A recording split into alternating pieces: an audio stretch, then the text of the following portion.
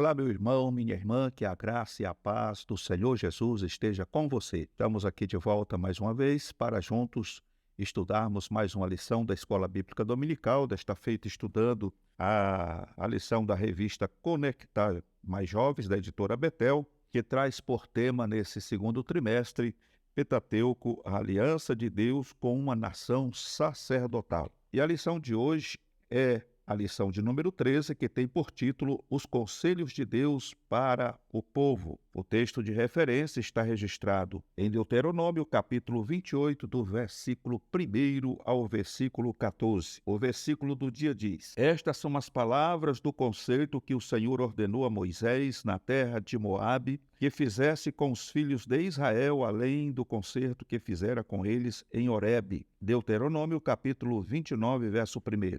E a verdade aplicada vem dizendo: para o bem do seu povo, Deus nos aconselha por intermédio de sua palavra e de líderes levantados por ele. Então nós vemos aqui que Deus ele nunca tem deixado o seu povo sozinho e ele sempre tem levantado homens capacitados para conduzir o povo, pelo deserto da vida, vamos dizer assim. Então, Deus sempre tem levantado líderes, pessoas capacitadas, e é Ele que escolhe, é Ele que capacita para que eles possam trabalhar e fazer com que a obra de Deus prospere e chegue a um contexto que é esperado por Deus. Nós temos aqui os objetivos da lição, e eles são 3. O primeiro é verificar que as bênçãos eram condicionais a obediência.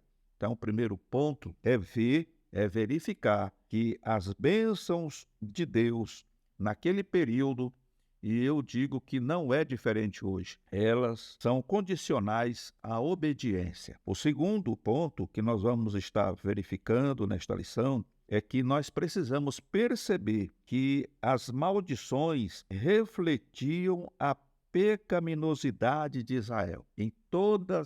Em todas as vezes que Israel pecou, eles receberam as consequências do seu pecado.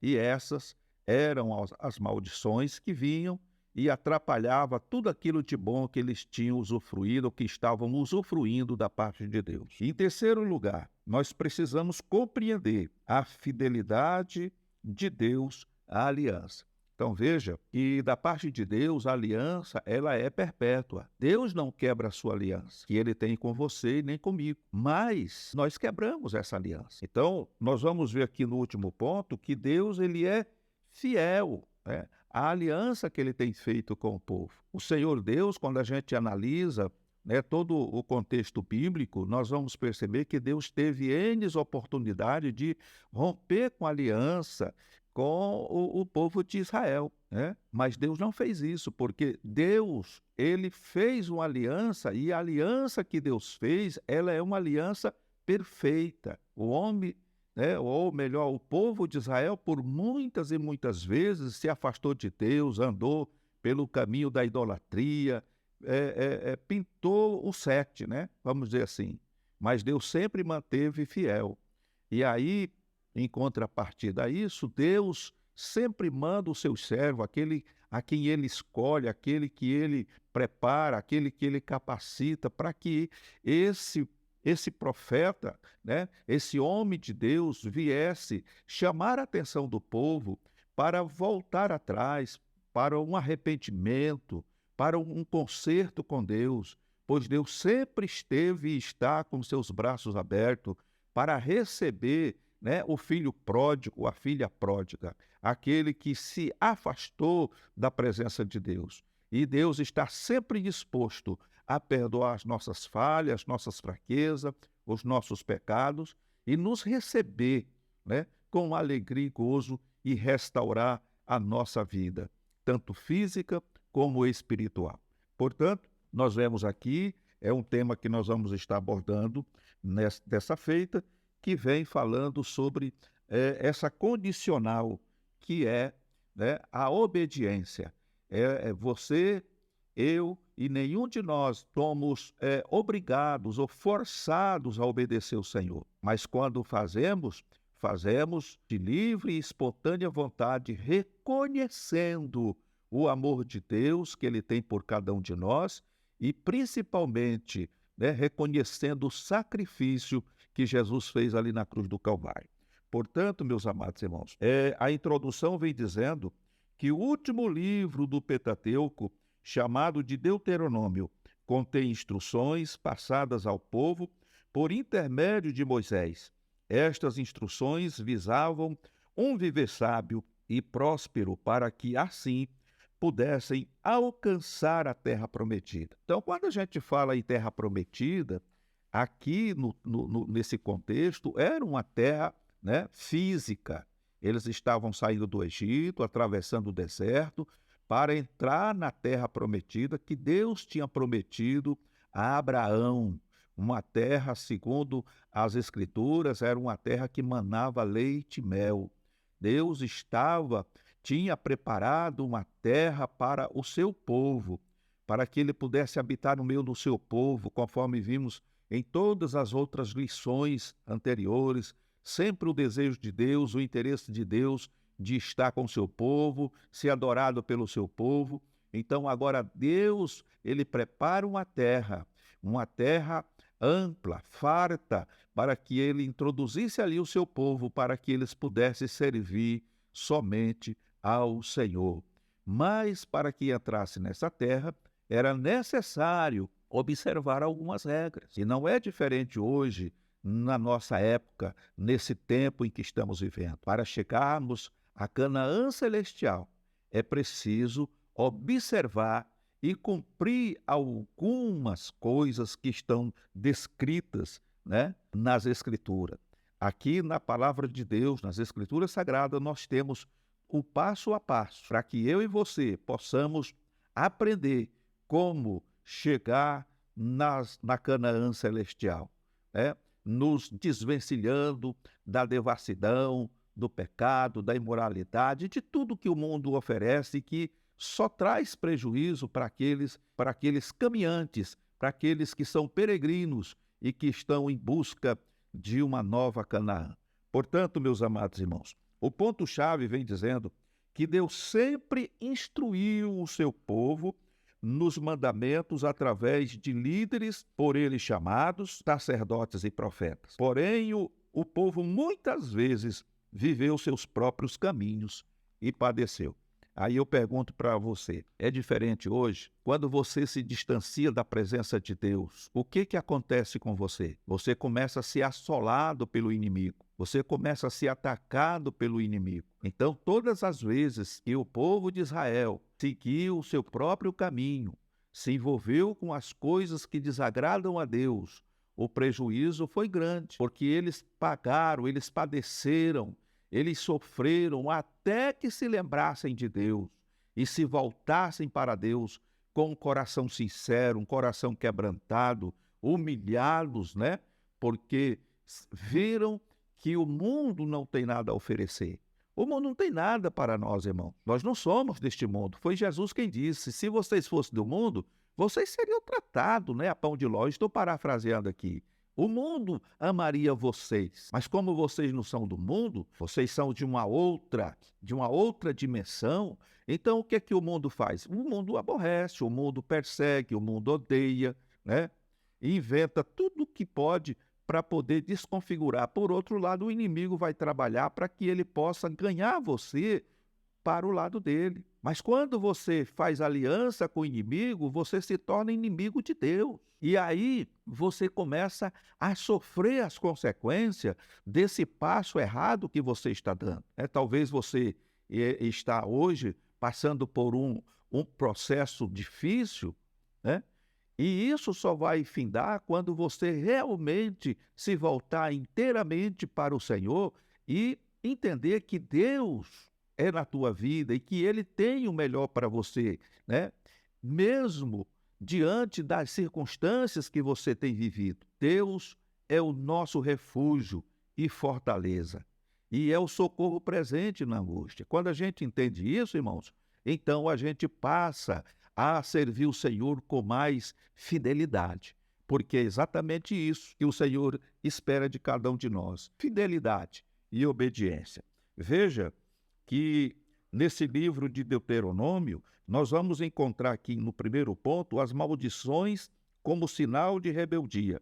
E aqui diz o comentarista que um dos pontos nevrálgico no livro de Deuteronômio é o capítulo 28, onde descreve as maldições que viriam sobre a vida do povo caso eles desobedecessem a Deus, vivendo uma vida de pecado e idolatria. Então, nós vemos aqui que enquanto eles estavam servindo ao Senhor com alegria, as bênçãos estavam acompanhando eles. E o interessante é que nós vamos ver no decorrer desse estudo, é que nenhum momento Deus orienta, olha, é o seguinte, corre atrás da bênção, que a bênção está ali.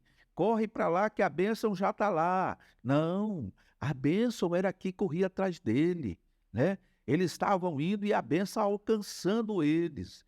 Então, nós vemos hoje aí uma inversão de valores, que as pessoas estão saindo muitas vezes das suas comunidades, das suas igrejas, das suas congregações, para correr atrás da bênção, porque o fulano de tal é usado por Deus e ele faz e acontece. Então, aquelas pessoas que estão em determinadas denominações correm para lá para poder alcançar uma bênção.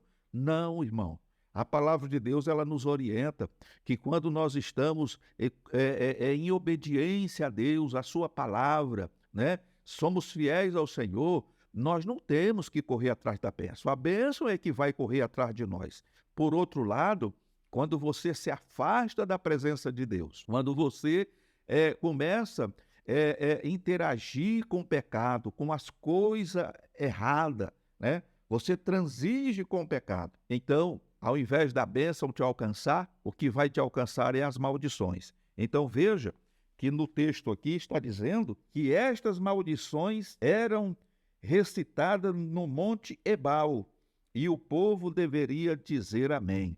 Então, vemos aqui que está registrado em Josué, capítulo 8, verso 33 a 35. Estas maldições afetariam a vida pessoal com doenças, morte, pestilência, além de suas casas serem dadas a outros e seus filhos se tornarem escravos. É lamentável, mas a rebeldia contra Deus e uma vida pecaminosa deixa legalidades para uma vida de derrota, escravidão e muitas vezes doenças. Se quisermos usufruir uma vida pessoal abençoada, temos que abandonar o pecado e nos arrepender diante de Deus.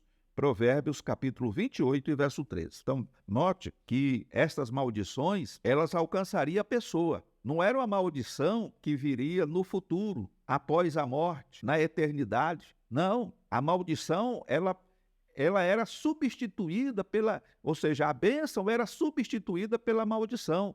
Assim como a bênção trazia coisas boas para a sua vida, prosperidade espiritual, pois o Senhor diz que aonde você colocar a mão será abençoado, aonde você colocar a planta do pé seria abençoado, agora seria o contrário. Sem a bênção, você teria a maldição, você teria vários tipos de doenças, né? Você teria morte, a pessoa poderia morrer, teria pestilência, as suas casas não seriam dadas a outros, ou seja, você, como diz, você plantaria uma vinha, mas não ia comer do fruto e nem beber do vinho daquela vinha, você ia plantar o trigo, mas outro ia comer, enfim, tudo o que você fizesse seria em vão, porque era para os outros. Os outros iam tomar posse daquilo que você construiu. Além dos seus filhos também serem levados como escravos. Então, meus amados irmãos, o pecado é uma miséria. O pecado, ele causa uma divisão entre você e Deus. Tanto é que o profeta Isaías, ele diz que os nossos pecados, eles nos separavam de Deus e criava uma nuvem, vamos dizer assim, que impedia de Deus nos ouvir. O homem podia clamar como quisesse, Deus não ouvia, porque o pecado se transformou numa grande parede que impedia de Deus nos ouvir e nos contemplar e principalmente nos abençoar. Porém, com a vinda do Senhor Jesus, com o sacrifício do Senhor Jesus, o Cordeiro de Deus, que tira o pecado do mundo, essa barreira foi rompida e hoje nós somos aceitos por Jesus, porque o Senhor, pelos méritos de Jesus, ele nos aceita como filho. Quando ele olha para mim, pecador, hoje um pecador redimido pelo sangue do Cordeiro, ele não me vê mais como um inimigo, mas ele vê a marca do sangue de Jesus em minha vida. Ele vê que pelo sacrifício que Jesus fez, eu fui reconciliado com Deus para viver, como disse Paulo, em novidade de vida. E a partir de então, a maldição não pode mais me acompanhar, mas a bênção vai me acompanhar. Por onde quer que eu andar, a bênção vai estar comigo, louvado seja o nome do Senhor. Desde que eu obedeça a sua palavra, desde que eu esteja humilde diante do Senhor, reconhecendo o seu poder, a sua glória, tributando a Ele o louvor, a adoração que Ele merece e reconhecendo o meu estado de filho, né? Reconhecendo o Senhor como meu pai, porque o pai ele aceita o filho quando o filho lhe obedece. Qual é o pai que não gosta de um filho que obedece a ele, que segue a sua orientação? Quando o filho não acata isto, ele é tido como um filho rebelde. E o pai, ao invés de ter alegria e prazer, ele tem tristeza, né? Então, meus amados irmãos, que possamos ser filhos amados do nosso Pai. Louvado seja o nome do Senhor. Um outro ponto que nós temos que abordar aqui é o espantoso, né? É espantoso dizer isto, mas até mesmo a terra seria amaldiçoada, né? Como já falamos, pela infidelidade do povo ao pacto. Resumindo, o texto de Deuteronômio 28, de 15 a 68, nós percebemos que as cidades, os rebanhos e os campos seriam amaldiçoados, ou seja, a terra não seria próspera, pois Deus cerraria os céus e a madre dos rebanhos, impedindo assim a fertilidade necessária para o desenvolvimento financeiro. Esta passagem nos mostra quão grande é a nossa parcela de responsabilidade para o bem-estar de nossa nação. Devemos orar constantemente para Deus sarar a nação. É promessa de Deus, conforme registrado em 2ª Crônica, no capítulo 7 e verso 14. Então, nós vemos aqui o que aconteceria à terra. Ou seja, por conta de um homem, por conta de uma pessoa, por conta de uma família, não só a vida física, mas também tudo o que ele possuía seria afetado pela maldição. A terra não ia produzir o fruto, os animais que ele teria não ia mais gerar, né? E tudo aquilo ia ser, né, estragado, vamos dizer assim, seria impedido de ter, né, aquela prosperidade, tanto financeira, no caso, né, das fazendas, como espiritual. Meus amados irmãos, se a gente analisar, né, nós temos pecado muito, porque muitas vezes, irmãos, a gente vive transigindo com as coisas erradas. E por conta disso, muitas vezes questionamos Deus, né? Questionamos pessoas, por que que fulano é abençoado? Por que que cicrano é abençoado e eu não estou sendo abençoado? O que é que eu estou fazendo de errado? Por que que Deus não me ouve? Eu oro e Deus não me ouve. Eu estou na igreja, eu participo disso, daquilo, mas parece que eu estou dando um passo para frente e outro para trás. O que está acontecendo comigo? É hora da gente fazer uma introspecção. Será que você não está transigindo com o pecado, fazendo alguma coisa que tem desagradado ao Senhor, ao Espírito Santo? Porque Deus exige fidelidade. Imagine uma moça que se compromete com um moço, fica noiva com ele, e enquanto ele trabalha e prepara as coisas para o dia do casamento, essa noiva começa a namorar com um, namorar com outro, namorar com outro.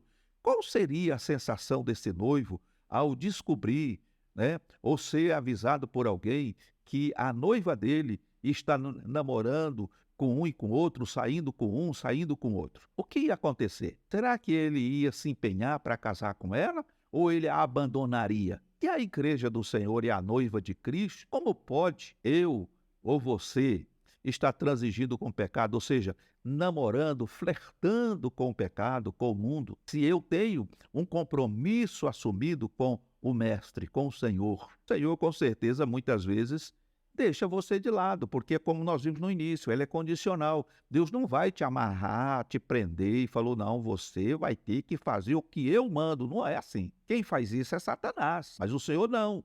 Ele te chama, ele te limpa, ele te restaura, ele te liberta, mas ele te dá esse direito, a liberdade. E quando você segue a Cristo, essa fidelidade é gratidão a Deus. Você serve a Deus por gratidão, não é por obrigação. E quando você transige com o pecado, namora com o mundo, então Deus, através do Senhor Jesus, simplesmente deixa você seguir o teu curso, sabendo que o que está escrito vai acontecer. Ao invés da bênção te acompanhar, a maldição vai vir e ela vai estar em todos os estágios da tua vida. E aí você faz uma coisa, não dá certo, tenta outra, também não dá certo, vai para lá, também não dá certo, desce, não dá certo. Quer dizer, por quê? Porque a maldição vai estar com você 24 horas por dia. Não adianta você tentar fugir dela. A única forma de você se livrar dela é se voltando para Jesus, se humilhando na presença do Senhor, reconhecendo o teu pecado, a tua miserabilidade.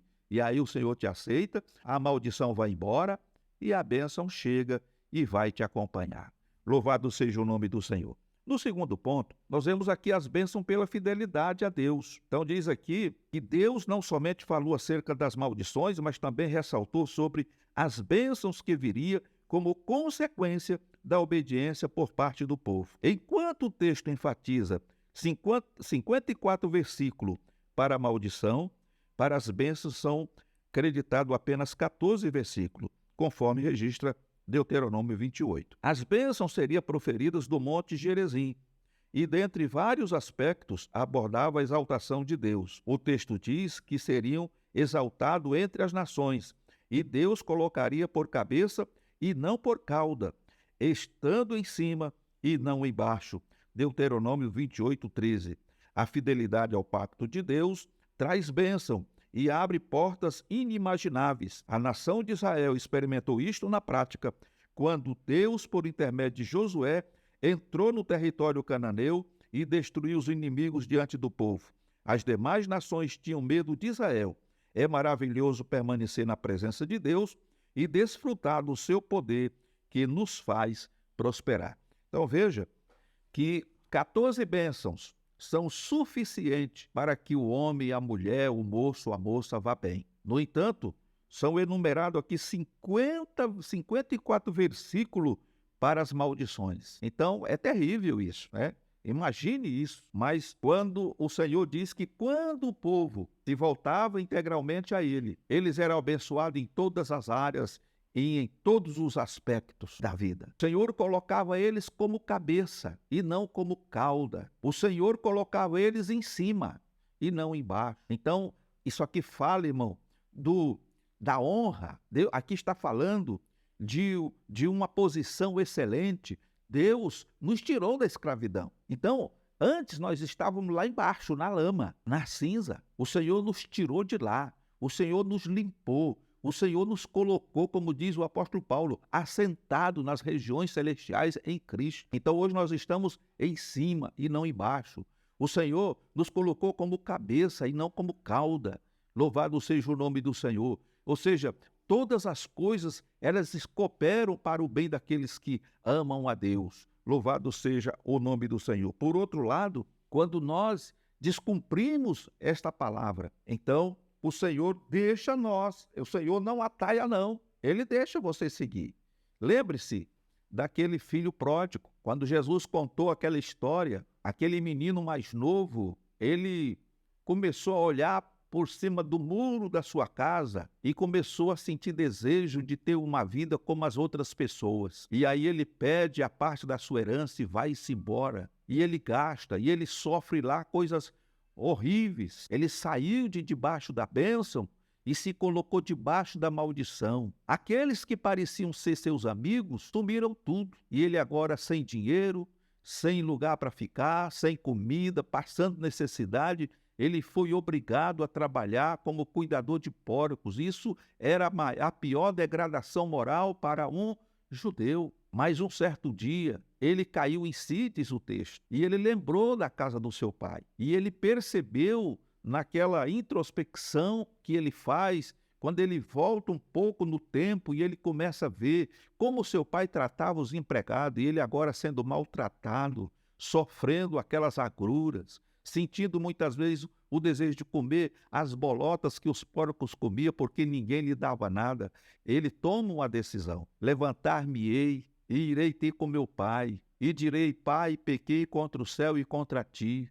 Eu já não sou digno de ser chamado ou reconhecido como teu filho, mas eu quero te suplicar que o Senhor me deixe ficar aqui como um dos teus servos, como um dos teus trabalhadores, e eu me darei por contente, porque eu sei que o Senhor é justo, o Senhor é honesto, e o Senhor vai me tratar da mesma forma que trata os seus funcionários, com dignidade. E ele toma aquela posição, aquela atitude e vai ao encontro do seu pai. E o seu pai, que nunca perdeu a esperança de ter o seu filho de volta, um belo dia, ele vê quando alguém está vindo ao longe, maltrapilho, cambaleando, e ele sai rapidamente ao encontro e ele percebe que é o seu filho. E antes que seu filho fale alguma coisa, ele o abraça, beija, né? E não dá muito crédito àquilo que o filho diz, porque o filho estava querendo se colocar como um escravo, mas seu pai imediatamente dá ordem para que faça uma festa, mate, né, o novilho cevado, manda pegar o anel, né, que simboliza a aliança, troca suas vestes, que simbolizam as vestes de salvação, ele manda trazer sandálias novas, que simboliza, né, calçado na preparação do evangelho, e foi uma festa gloriosa. Então é isso que o Senhor faz quando a gente realmente quando a gente reconhece, melhor dizendo, que estamos distante do Senhor, que estamos falhando, que estamos errando. É cair em si, é reconhecer o que Deus já fez por nós, né? E voltar para os braços do Senhor. Obedecer a sua palavra, renovar a aliança, para que possamos um dia poder atravessar o Jordão e tomar posse da terra prometida. Louvado seja o nome do Senhor Jesus. Diz aqui, no ponto 3, que Deus sempre se manteve fiel ao pacto, mesmo que o povo andasse por caminhos errados. Deus nunca mudou, mas sempre tratou com o povo, permitindo que colhesse as consequências de sua rebeldia e vida pecaminosa, mas também usufruíssem das bênçãos quando viviam em obediência. Então, continua sempre os dois pesos. Quando você se afasta de Deus, você vai colher as consequências, você vai ter as consequências daquilo que você está fazendo de errado. Quando você está em obediência a Deus, a sua palavra, e andando nos seus caminhos, sem se desviar nem para a direita e nem para a esquerda, você também usufrui das bênçãos e daquilo que ele tem prometido na sua palavra. Veja que durante a trajetória do povo no deserto, percebemos alguns momentos de murmuração, incredulidade, rebeldia e idolatria. Porém, Deus nunca abandonou o seu povo. Deus aplicava a devida justiça, mas também a sua misericórdia em perdoar o povo e prosseguir com seu projeto da terra prometida. Jeremias chegou a dizer que as misericórdias do Senhor são a causa de não sermos consumidos. Elas não têm fim, novas são a cada manhã, porque grande é a sua fidelidade, conforme registra Lamentações, capítulo 3, de 22 a 23. Portanto, temos um Deus justo em nos punir, mas misericordioso e gracioso em tratar conosco, a fim de nos restaurar e nos dar a oportunidade de viver em obediência à sua vontade. Então, nós vemos aqui, irmãos, que se não fosse a misericórdia do Senhor, você, com certeza não estaríamos aqui. Mas é a misericórdia do Senhor. Porque quando a gente fala, né, de fidelidade, a gente sabe perfeitamente que não somos 100% fiel ao Senhor. Como já dissemos a princípio, a gente tem uma natureza pecaminosa ainda. E a gente luta contra ela, né? E o peso dessa natureza, né, ela muitas vezes acaba sendo maior do que a mente espiritual, porque a palavra de Deus diz que nós temos a mente de Cristo, mas há uma guerra, e o apóstolo Paulo ele menciona isso quando ele diz que nós temos essa luta, e ele mesmo diz que quando ele queria fazer o bem, o mal estava diante dele, e quando ele via, ele já tinha praticado o mal. Então, ele chega a dizer, miserável homem que sou. Então, nós temos um campo de batalha que está na nossa mente. Mas, no entanto, pode ser difícil, mas não é impossível vencê-la. Porque o que vai importar aqui é o reconhecimento daquilo que você foi e daquilo que você é hoje. A maneira como você viveu no passado, quando você estava aprisionado, né, pelos demônios, tendo cavalo de Satanás, quando você era um instrumento nas mãos do inimigo e hoje liberto pelo poder glorioso de Jesus Cristo, sendo filho de Deus, tendo o direito de poder entrar no céu pela porta, porque por outro lugar você não entra mesmo, é só pela porta, e a porta é Jesus, e hoje você está sendo abençoado. Então, as duas condicionantes aqui é ou você é abençoado ou você é amaldiçoado. Abençoado quando você estiver no centro da vontade de Deus, e amaldiçoado quando você sair do centro da vontade de Deus. E não é Deus que vai te amaldiçoar, mas as maldições, elas estão aí. É como diz o texto: hoje coloco diante de ti a bênção e a maldição, a vida e a morte. Escolhe, pois, a vida para que viva. O Senhor não tem prazer na morte de ninguém, né? Antes, o desejo do Senhor é que o homem se arrependa dos seus maus caminhos para que ele possa viver. E aí, vem dizendo aqui que Moisés, ele coloca diante do povo os dois caminhos, um de vida e outro de morte e destruição. Antes de morrer, Moisés orientou o povo a escolher o caminho da bênção. E esta escolha não seria difícil de ser executada, conforme está registrado em Deuteronômio capítulo 30, verso 11. Pois Deus jamais pediu o que não temos condições de cumprir. Deus conhece nossas limitações. A maioria dos israelitas escolheram o caminho da morte, recusando-se a obedecer a Deus e por isso pagaram um alto preço da rebeldia. Então, resumindo isso aqui, por 40 anos o povo caminhou pelo deserto, ou viveu no deserto. E por conta das murmurações, por conta da rebeldia, essas pessoas, elas pereceram no deserto e não tiveram a oportunidade de entrar na terra prometida. Tanto é que dos que saíram do Egito, apenas 2 entraram na terra prometida, que foi Josué e Calebe, porque entenderam e compreenderam que para serem abençoados precisa estar no lugar da bênção. E o lugar da bênção é na presença de Deus.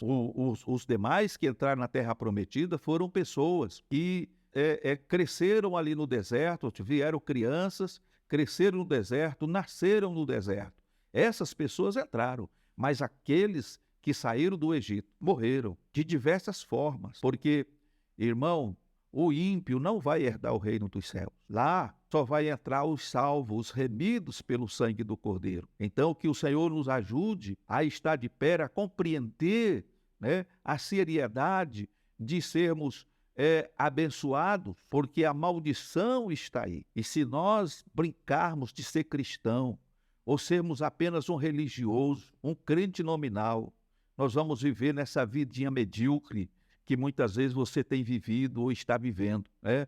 Um dia em cima, outro dia embaixo, tenta fazer uma coisa e outra e não dá certo. Que você possa se voltar para o Senhor integralmente e saber que Ele é o teu refúgio e fortaleza e que com Ele você está seguro e abençoado. Concluindo, diz que Deus é tão justo que coloca a escolha diante de cada ser humano, porém deixa explícito que as consequências são bênçãos ou maldições, e a vida ou a morte. Então, que você possa escolher a vida, que você possa escolher as bênçãos.